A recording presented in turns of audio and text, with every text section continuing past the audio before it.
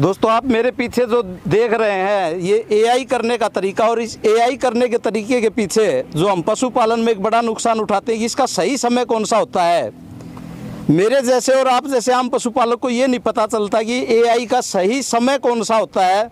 तो उस सही समय की जानकारी से पहले हम जब बुल से सांड से क्या बिन कराते थे तो वो अपने आप उसकी डिटेक्ट कर लेता था, लेकिन अब ये नया तरीका है। तो इस तरीके के लिए हमें प्रोफेशनल होना पड़ेगा, और प्रोफेशनल हम तब हो सकते हैं जब सही जानकारी होगी। तो मेरे साथ डॉक्टर साहब खड़े हैं, तो इनका पूरा परिचय आपको दिलाऊंगा ताकि आपको बात समझ में आ सके, और उसके बाद डॉक्टर साहब से मैं जानकारी लूँगा कि एआई करने का सही समय कौन सा है। तो चलिए दोस्तों वीडियो शुरू करते हैं।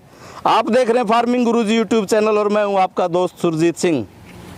डॉक्टर साहब नमस्कार। नमस्कार जी। डॉक्टर साहब सबसे पहले तो आप हमारे दर्शकों को एक बार परिचय दे दीजिए प्लीज़ अपना।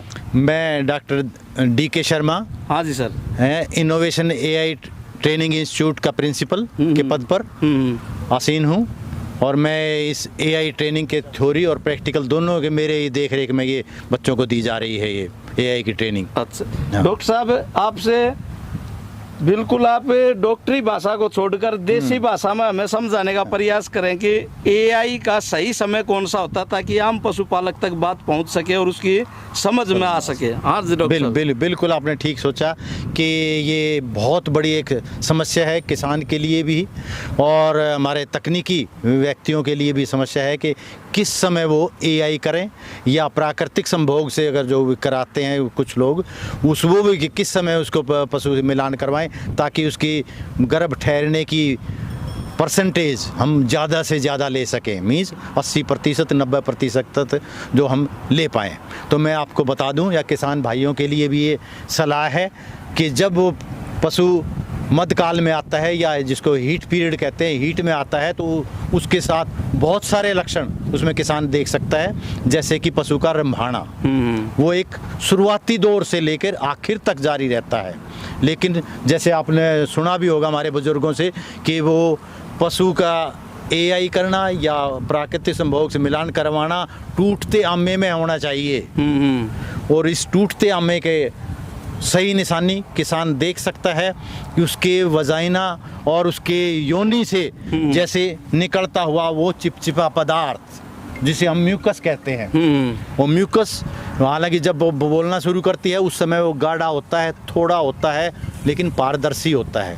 लेकिन उस सही समय ये म्यूकस बहुत ज़्यादा मात्रा में लंबा, पतला और तार के रूप में होना चाहिए, जैसे कि किसान भी इसे तार कहता है। तार दिखाया या नहीं दिखाया, वो तार जब इसे वल्वर लिप्स से या योनि मुख द्वार से लगकर जमीन तक बिना टूटे रहे तो वो सही समय माना जाता है।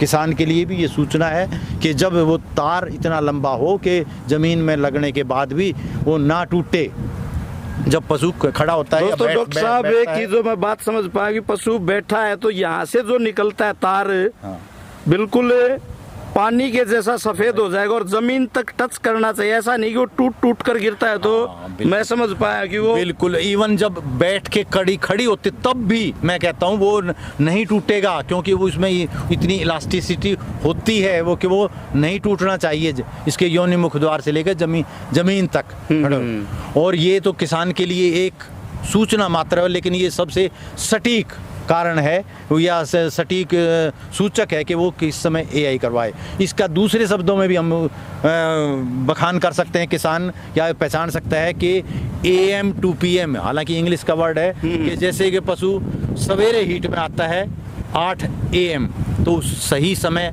या उचित समय उसका AI करने का 8 PM होना चाहिए। अच्छा। वो लगभग 12 घंटे का, तो चाहे वो देसी गाय हो, विदेशी गाय हो, चाहे भैंस हो, उसमें ये 12 घंटे का समय लगभग उन सभी प्रजातियों को कवर कर लेता है। भैंस हो, गाय हो, देसी हो, विदेशी हो। साहब 8 PM यदि बोलना शुरू किया तो उसको फिर किस समय कराएं? PM बोलना शुरू हो गया ये तो AM में आ जाएगा, AM में आ, बिल्कुल AM to PM। मैं बच्चों को भी ये बताया है, ये जो तकनीकी ज्ञान हमारे से लेके गए हैं इनको मोटे भाषा में समझा दिया गया है कि AI करने का उचित समय AM to PM या PM to AM। ये बहुत मोटा हिसाब है।